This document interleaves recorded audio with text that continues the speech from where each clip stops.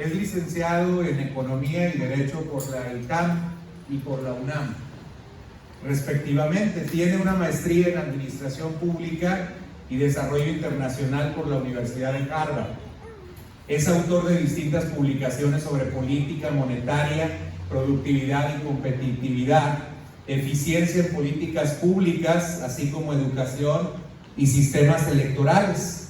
De 2009 a 2012 fundó y encabezó varios fondos de inversión especializados en inversiones de capital privado a nivel global en diversas industrias, incluyendo reestructuraciones y transacciones internacionales.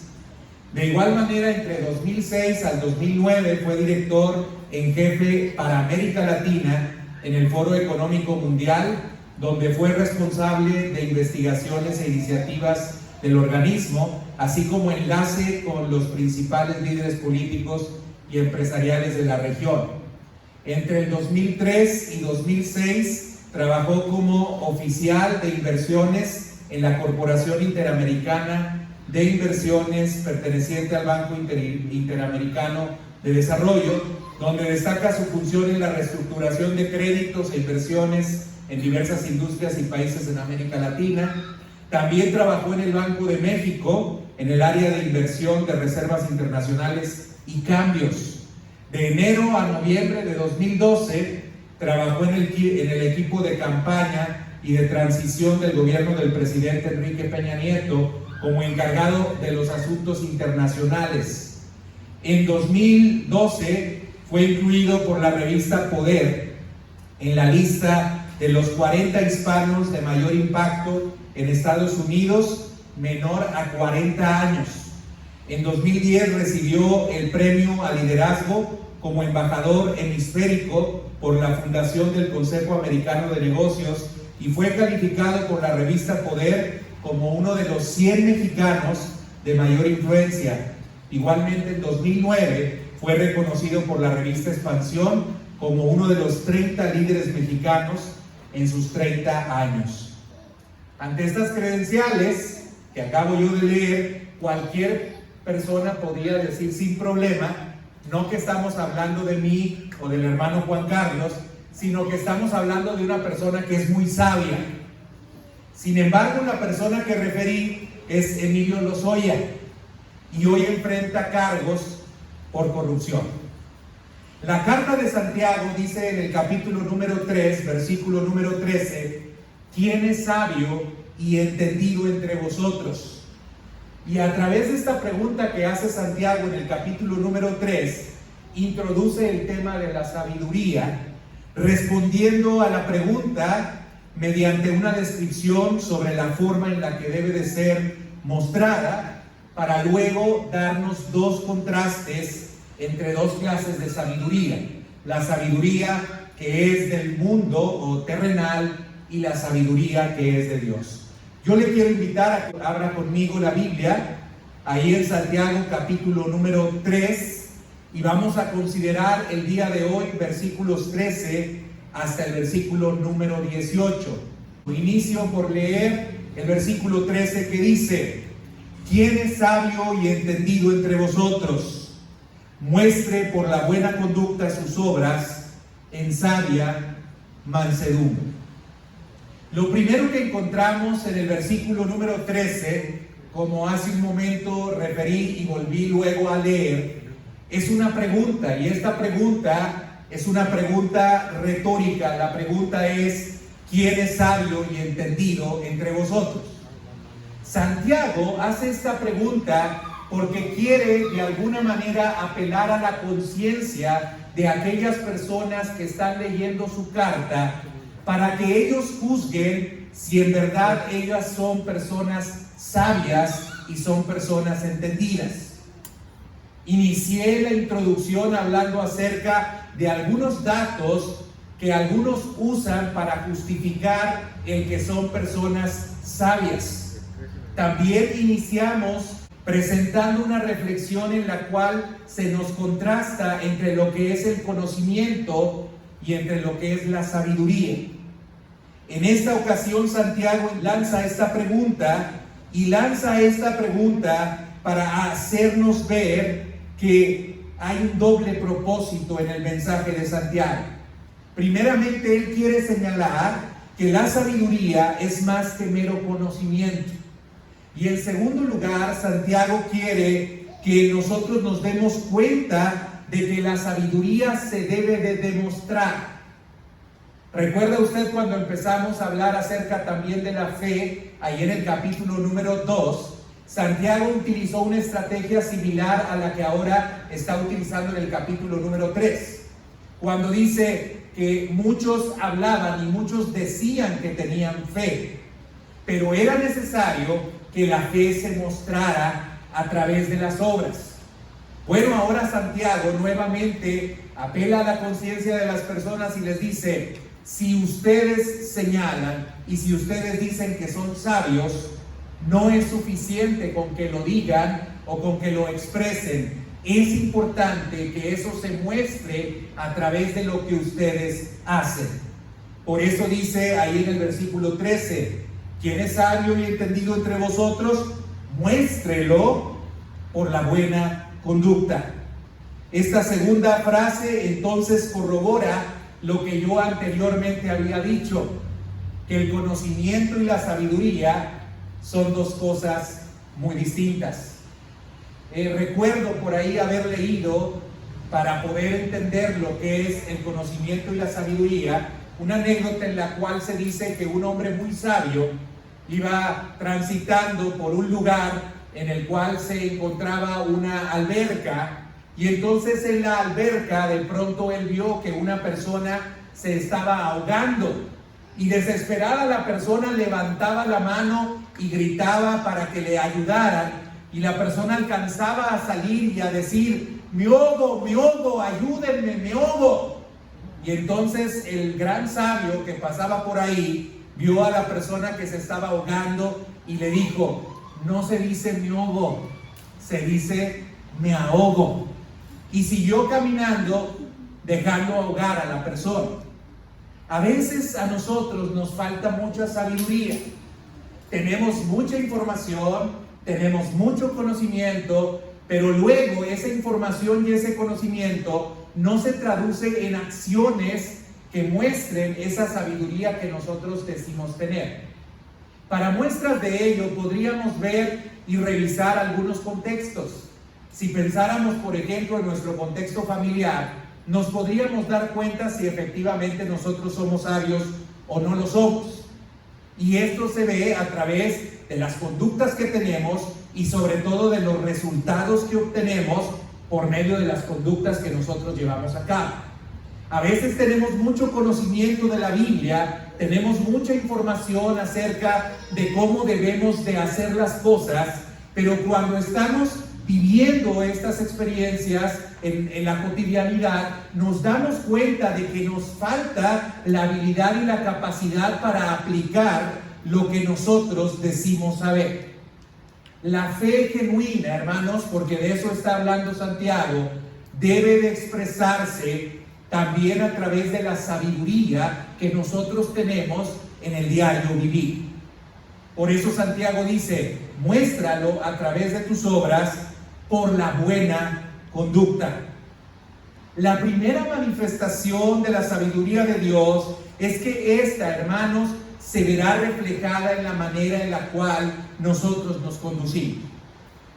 Contrasté precisamente en la introducción a un hombre que tiene muchos estudios, que tiene mucho conocimiento, que tiene mucha experiencia, que ha podido obtener lugares muy encumbrados, que ha sabido, entre comillas, funcionar muy bien en este mundo, pero le faltó sabiduría para darse cuenta que Dios no lo había puesto allí para robar, Dios no lo había puesto ahí para sacar provecho, Dios lo había puesto ahí para servir a otros. Y en lugar de servir a otros, se sirvió a sí mismo y hoy enfrenta las consecuencias de haber hecho eso. Pero otra cosa que dice Santiago es que esta sabiduría se expresa no solamente a través de la conducta, sino a través también de una mansedumbre. Santiago va entretejiendo ahora un aspecto no solamente exterior, sino también interior, para que nosotros nos demos cuenta de cómo debe de haber una armonía entre las conductas que nosotros llevamos a cabo y entre el carácter también de nuestra persona. Y aquí cabe señalar que cuando Santiago está hablando acerca de mansedumbre, no debemos de entender a la mansedumbre como pasividad, ni debemos de entender la mansedumbre como debilidad.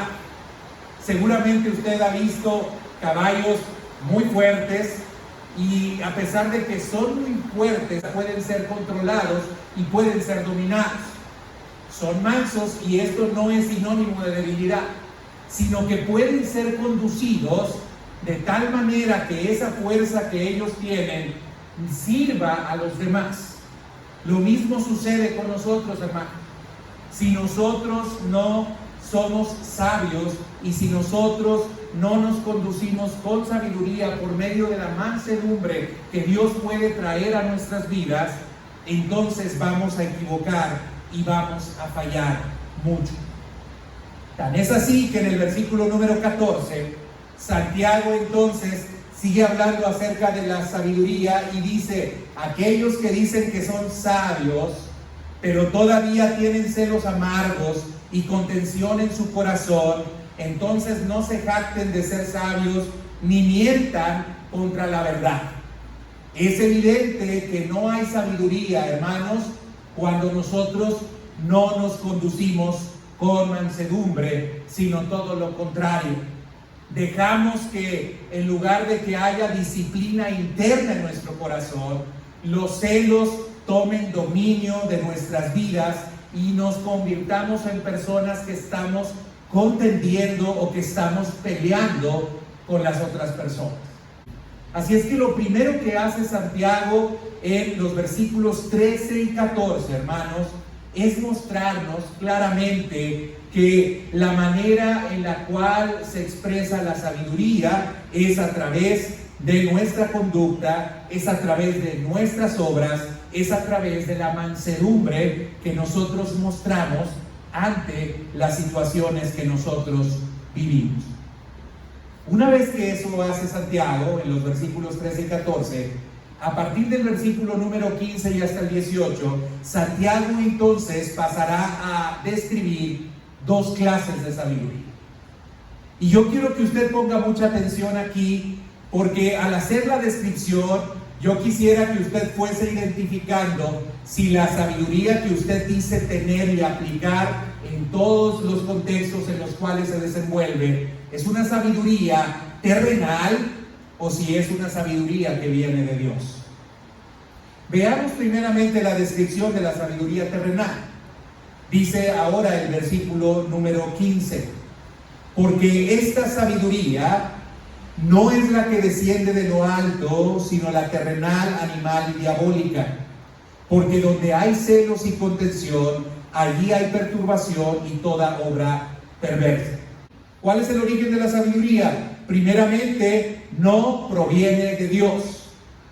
Quien se conduce sin mansedumbre, quien genera conflictos, quien genera perturbación en donde él se desenvuelve, es una persona que no está utilizando la sabiduría que viene de Dios. Esta palabra que encontramos aquí de sabiduría que no proviene de Dios, tiene que ver con aquello que no desciende o no proviene de lo alto. La palabra griega que se está utilizando aquí es la palabra anotel, que se traduce como nacer de nuevo o de lo alto. Es decir, estas personas que se están conduciendo así, como refirió en el versículo 14 Santiago, entonces son personas que no han nacido de nuevo, que no tienen una fe genuina. Por eso yo quiero que usted siempre relacione estos temas que estamos viendo con la fe. Quien tiene una fe genuina, quien ha nacido de nuevo, es una persona que entonces no va a estar conduciéndose sin mansedumbre, no va a estar generando conflictos a todo lugar al cual va, porque tiene la sabiduría que viene de lo alto y no la sabiduría que es terrenal. La sabiduría terrenal es opuesta a la sabiduría que Dios da. Por eso Lucas 11:23 es claro cuando dice: el que no es conmigo, contra mí es, y el que conmigo no recoge, desparrama. Para Jesús, hermanos, no hay puntos intermedios, no hay tantita sabiduría terrenal y tantita sabiduría del cielo o de lo alto. Para Dios, o tenemos sabiduría terrenal o tenemos sabiduría divina. Y no podemos nosotros mezclar estas cosas, como también al final de lo que habíamos señalado en relación a la lengua, no podemos nosotros hacer que de una fuente pueda salir agua dulce, agua amarga. Tampoco es posible que nosotros al mismo tiempo creamos que podemos tener sabiduría terrenal y sabiduría también del cielo. Filipenses 3:19 dice que el Dios de este siglo ha logrado de alguna manera afectar o dañar a las personas para que las personas se pierdan y para que estas personas solamente estén pensando en lo terrenal. Así que una persona que tiene sabiduría terrenal es una persona que solamente está pensando en las cosas que tienen que ver con este mundo. ¿Cuáles son las cosas que tienen que ver con este mundo, hermanos? Pues aquellas cosas como ganar dinero, como adquirir lo que yo quiero, como salirme siempre con las mías. Es una muestra de que nosotros no estamos siendo controlados por la sabiduría divina, sino por la sabiduría de este mundo. Y el ejemplo quedó muy claro en la introducción que yo les da. También dice Santiago que esta sabiduría terrenal es además animal. La palabra griega que se utiliza aquí para animal es la palabra psiquike, que significa no es espiritual. En Judas 1:19 podemos encontrar esta misma palabra cuando dice: estos son los que causan divisiones, los sensuales, los que no tienen al Espíritu, los que no son espirituales. Hermano, es fácil identificar cuando una persona está siendo controlada por la sabiduría divina o la sabiduría terrenal o la sabiduría animal. Más adelante vamos a encontrar la descripción también de lo que produce una y de lo que produce otra. Dice además que esta sabiduría es diabólica, su origen es de Satanás mismo. Y no podemos cegarnos, hermanos, para decir que en ocasiones entonces nosotros podemos tener esta clase de sabiduría, porque entonces estamos permitiendo que Satanás tome control de nuestras vidas. ¿Cuáles entonces, hermanos, los resultados de esta sabiduría según el versículo número 16? Esta sabiduría, la terrenal, trae confusión. Dice: porque donde hay celos y contención, allí hay perturbación. La palabra perturbación, hermanos, es la palabra griega akatastasia. Y esta palabra griega akatastasia significa desorden, confusión, contiendas, tumulto. Es la misma palabra de la cual se deriva la palabra anarquía. Una persona que está siendo gobernada por la sabiduría de este mundo, por la sabiduría terrenal, entonces es una persona que no fácilmente se va a sujetar a la autoridad. Es una persona que, porque quiere siempre exaltarse, quiere siempre estar en una posición encumbrada, quiere siempre pensar en sí mismo y no en los demás, entonces va a tener problemas con la autoridad y no se va a sujetar con ella. La sabiduría de este mundo, hermanos, produce caos, produce desorden, produce confusión. No hay orden en el lugar en el cual aquellas personas quieren usar esta clase de sabiduría humana. Nada bueno, hermanos, escúchelo bien, nada bueno sale de la sabiduría de este mundo. Así lo dice el versículo también número 16, cuando dice: y toda obra perversa. Los resultados de la aplicación de esta sabiduría es solamente cosas malas. Yo quiero que nos detengamos un poquito aquí para entonces pensar qué tipo de sabiduría nosotros hemos aplicado en los contextos en los cuales vivimos, y júzguelo usted por los resultados que usted ha obtenido en los espacios en los cuales usted se desenvuelve. Piense, por ejemplo, en su contexto familiar. ¿Qué está pasando en él? ¿Hay desorden?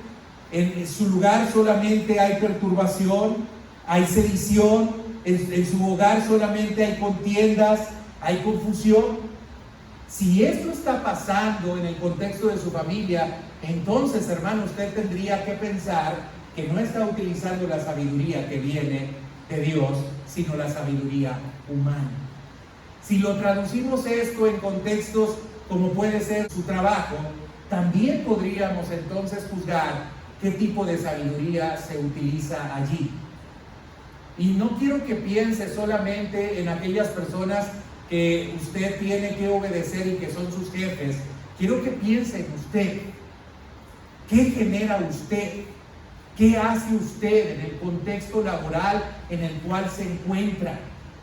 ¿Genera también confusión? ¿Genera también división? ¿Genera también conflictos? Eso es algo que tendríamos que revisar y analizar. Y tendríamos que llevarlo también al contexto de la iglesia, porque finalmente Santiago está hablando a la iglesia. ¿Qué pasa en el contexto de nuestra iglesia? Y tampoco piense allá en la iglesia que está a 3 o 4 cuadras. Pensemos en nosotros, hermano. ¿Qué tipo de sabiduría hemos querido utilizar para poder operar, para poder funcionar, para poder hacer las cosas? Porque si la sabiduría no es divina, lo podemos nosotros juzgar a partir de los resultados que nosotros hemos podido obtener. La sabiduría divina produce todo lo contrario, tiene un origen completamente distinto y además tiene características completamente distintas. Y a esta es a la que nosotros tendríamos que apuntar. Vea lo que dice ahora el siguiente versículo. Pero la sabiduría que es de lo alto, y nos dice entonces el origen. ¿De dónde es esta sabiduría? Pues es de lo alto. Pero luego nos dice cuáles son las características de esta sabiduría. ¿Por qué decimos que la sabiduría viene de lo alto y que no podemos más que obtener sabiduría terrenal o sabiduría divina? Porque tan claro como lo dice Proverbios capítulo número 1:7, el principio de la sabiduría es el temor de Jehová. Escuche bien lo que dice. El principio de la sabiduría es el temor de Jehová. Es decir, nadie puede decir que es sabio si no tiene una relación y si no tiene una conexión con Cristo, si no tiene una fe con Cristo. Podrá haber estudiado en Harvard, podrá tener lo que usted quiere, hasta un doctorado en Yale, pero esta persona no puede ser considerada una persona sabia, porque el principio de la sabiduría es el temor de Dios. El origen de la sabiduría viene de Dios. Y aquí, hermanos, tendríamos que también revisar cómo a veces hay ciertos prejuicios bajo los cuales nosotros hemos juzgado a algunas personas, no hemos prestado atención a lo que las personas nos dicen, porque menospreciamos el que estas personas quizás no tienen las credenciales que tienen otras bajo criterios obviamente mundanos. Y es común, hermanos, que a veces en algunos asuntos a algunas personas que tienen una conexión con Dios no les tomen en cuenta los consejos que les da. Por ejemplo, a veces hay consejos financieros y a veces juzgamos a las personas por lo que tienen y dicen: no, pues mira, no eres rico, y como no eres rico, nada me puedes enseñar acerca de finanzas. O a veces vemos a las personas y los juzgamos a partir de su apariencia o de sus relaciones. Y dicen: no, tú no eres exitoso, bajo criterios obviamente mundanos, por lo tanto no me puedes enseñar nada, ni me puedes dar ningún tipo de sabiduría. Pero Colosenses 2:3, hermanos, dice que en Cristo, solamente en Cristo, están escondidos todos los tesoros de la sabiduría y del conocimiento. Aquella persona que tiene una relación con Cristo es una persona que va a ser sabia y va a ser entendida. Quizás no va a tener riqueza, Quizás no va a tener los puestos más encumbrados, pero va a poder disfrutar de los frutos que produce la sabiduría divina. Hermanos, ¿cuál es el origen entonces de la verdadera sabiduría? Quiero dejar muy en claro, la verdadera sabiduría solo proviene de Dios. No importa dónde estudie usted, no importa dónde vaya usted, no importa cuántos títulos tenga usted, la verdadera sabiduría viene solo de Dios. Ahora, ¿cuáles son las características de la verdadera sabiduría? Lo empieza a describir el versículo número 17. Y ahora dice, primeramente la sabiduría es pura. Pero la sabiduría de lo alto es primeramente pura. La palabra pura aquí es la palabra agné, que significa libre de contaminantes o de impurezas. Es pura porque obviamente proviene de Dios, que es puro y que es santo. Y si Dios es santo y da a nosotros sabiduría, nos va a dar sabiduría de la misma calidad que Él la puede dar. Él es santo, entonces la sabiduría que nos da es una sabiduría santa. Y la palabra puro o agné también significa casto y puede ser sinónima de otra palabra que es la palabra agios, que significa santo. Esta palabra, también la palabra agios, tiene que ver con la manifestación de una sabiduría que no está buscando nada para sí misma. Por ejemplo, supongamos que usted se encuentra en necesidad porque la pandemia le afectó mucho en sus ingresos. Y yo, sabiendo que hay personas que se encuentran en necesidad y cuento con recursos, que no lo cuento, es solamente un ejemplo, ¿sí? Y cuento con recursos, entonces digo, voy a prestar dinero a las personas porque las personas tienen necesidad.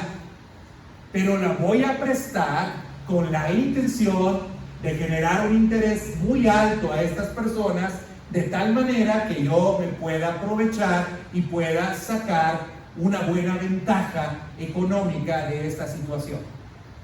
Si yo razono de esa manera, entonces mi razonamiento no es puro, mi razonamiento no es limpio, mi sabiduría o práctica no es la que Dios quiere que yo tenga. Si en realidad yo quiero tener una sabiduría de Dios, entonces voy a saber que aquel que está en necesidad debe de ser ayudado, pero no con la intención de ser más afectado o más dañado. Esto es algo que nosotros tendríamos que considerar, pero hay otra característica. Además de que la sabiduría es pura, también es pacífica. La palabra que se utiliza aquí para hablar de pacífica es la palabra eirenike, y tiene que ver porque esté dispuesta a la paz o que busque la paz. La sabiduría divina busca siempre estar en paz. En cuanto dependa de nosotros, dice la Escritura, debemos de estar en paz con todos. Quien es sabio de parte de Dios va a buscar siempre, va a procurar siempre pacificar, ¿sí? Y estar en paz con los demás. No sé si le ha pasado, pero hay gente que luego, teniendo cierta información respecto a algún asunto, como tiene el conocimiento del asunto, en lugar de utilizarla, esa información para traer paz, la utiliza para generar un conflicto mayor. Yo sé y yo conozco que ocurrió tal o cual cosa, y como sé que ocurrió tal o cual cosa, la usaré para detrimento y para afectación de aquella persona que llevó a cabo esa acción. Hermanos, quien utiliza el conocimiento para poner zancadilla a alguien, para afectar a alguien, no está utilizando entonces la sabiduría que viene de Dios. Otro rasgo entonces que debe de tener la sabiduría divina, hermanos, es que debe de buscar la paz. Por eso Mateo 5:9 dice, bienaventurados los pacificadores, porque ellos serán llamados hijos de Dios. Quien tiene una fe genuina y es hijo de Dios, es un pacificador. y evidencia entonces que la sabiduría de Dios la expresa a través de lo que está haciendo. En tercer lugar, encontramos otra característica más acerca de lo que es la sabiduría divina. Y dice ahora que la sabiduría es amable. La palabra que se utiliza aquí es la palabra epeleikes, que significa gentil, considerado, justo o equitativo. Y se puede definir también como afable, como complaciente o como afectuoso. Quien tiene sabiduría divina, si ve un conflicto, hermanos, que se suscita en la casa por alguna situación, en lugar de hablar de una manera irascible, habla de una manera amable. Eso es tener sabiduría práctica. Decíamos la semana pasada que la palabra blanda quita la ira. Si yo veo que está ardiendo Troya y le echo más leña al fuego, pues entonces no estoy actuando sabiamente, ni Dios me está dirigiendo. Porque el que quiere destruir y acabar con las cosas que se han logrado es Satanás, no Dios. Tenemos que entonces cuidar que esta cualidad de amabilidad esté presente en nosotros, porque esa será una evidencia de que la sabiduría que tenemos es la sabiduría divina. Luego sigue diciendo en la Reina Valera de 1960, dice que es benigna. Esta palabra benigna también puede ser traducida como complaciente, que significa que las personas pueden ser fácilmente persuadidas. Esta, por la razón de que la connotación de la palabra en el español, la palabra que decía que es complaciente, pues tiene que ver con una persona que no es firme, mejor quisieron utilizar la palabra benigna. Pero no significa, hermanos, el que seamos complacientes, el que nosotros entonces seamos sumisos y que pasemos o dejemos que los demás pasen por encima de nosotros. Lo que quiere decir esta palabra, hermanos, es que nosotros debemos de estar dispuestos a cambiar de parecer cuando sabemos que el otro tiene la razón. Una persona sabia, incluso hay un dicho que dice que es de sabios cambiar de opinión. Esto significa que entonces el que es sabio es complaciente o es benigno, porque está dispuesto a no siempre quererse salir con la suya, a no siempre decir yo tengo la razón, tú siempre estás equivocado, sino a escuchar al otro y ver si el otro tiene suficientes razones para que yo cambie de parecer. ¿Cómo resuelve usted los conflictos en el contexto de su matrimonio o en el contexto familiar? ¿Siempre queriéndose salir con la suya y queriendo tener la razón? ¿Cómo resuelve los conflictos en su trabajo? ¿Imponiéndose sobre el otro o escuchando al otro para ver si el otro tiene razones y usted está equivocado? Si usted es sabio y tiene sabiduría divina, entonces va a tener la docilidad para escuchar al otro y para recomponer la dirección en la cual usted va. Esa es la sabiduría que viene de Dios. Una sabiduría que es benigna, pero también dice llena de misericordia y de buenos frutos. La sabiduría que viene de Dios, hermanos, produce en nosotros compasión por los demás. Por eso en Santiago capítulo 1 versículo 27 se nos decía que la religión sin mácula es visitar a los huérfanos y a las viudas en sus tribulaciones. La sabiduría, como lo he venido repitiendo una y otra vez, se expresa en nuestra conducta y muestra misericordia por los demás. ¿Quiere usted saber quién es sabio y entendido? Así iniciaba Santiago preguntando. Pues vea si las personas tienen esas cualidades. ¿Quiere saber quién es sabio y entendido? ¿O quiere saber si usted es sabio y entendido? Pues vea si usted mismo tiene estas cualidades o estas características. Pero sigue diciendo Santiago que esta sabiduría que viene de Dios también es firme o es sin incertidumbre. Así lo traduce la Reina Valera de 1960.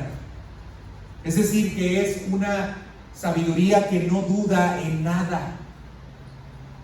De hecho, esta palabra es contraria a la palabra que se utiliza en Santiago número 1:6, cuando dice que cuando pidamos sabiduría, pidamos, pero pidamos con fe, no dudando nada. No debemos de dudar en las cosas que nosotros estamos haciendo cuando estamos siendo instruidos por Dios. Y la última cualidad que encontramos dice que esta sabiduría es sincera, es genuina, no es hipócrita, es transparente, no es una cosa con la boca y otra en su corazón. Quien tiene esta clase de sabiduría, entonces va a ser siempre transparente y va a ser siempre sincero.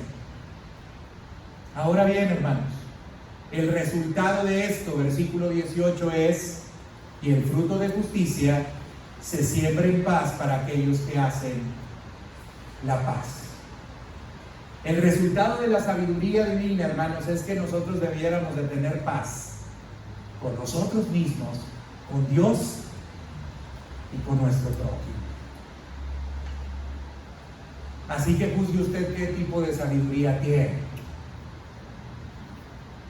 A lo mejor usted dice: no, yo tengo la razón, yo estoy bien, pero está peleado con otro porque usted dice tener la razón. Pues entonces la sabiduría que usted está usando no es la que viene de Dios. Hermano, creo que esta es un área de oportunidad muy grande que nosotros tenemos. Así como hemos visto otros aspectos de la vida cristiana en la cual seguramente cada uno de nosotros tenemos que hacer ajustes, me parece que en este también tenemos que hacer un ajuste. ¿Está en paz con todo el mundo? ¿No tiene conflictos con nadie? ¿No está batallando con nadie? ¿No se está levantando en contra de alguien?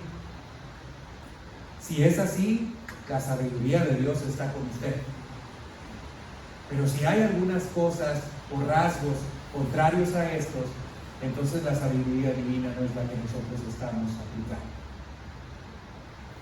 Y yo le quiero invitar a que escuche la pregunta de Santiago, a que escuche las descripciones y explicaciones que nos daba Santiago, y a que sea humilde y que diga: Señor, me falta sabiduría.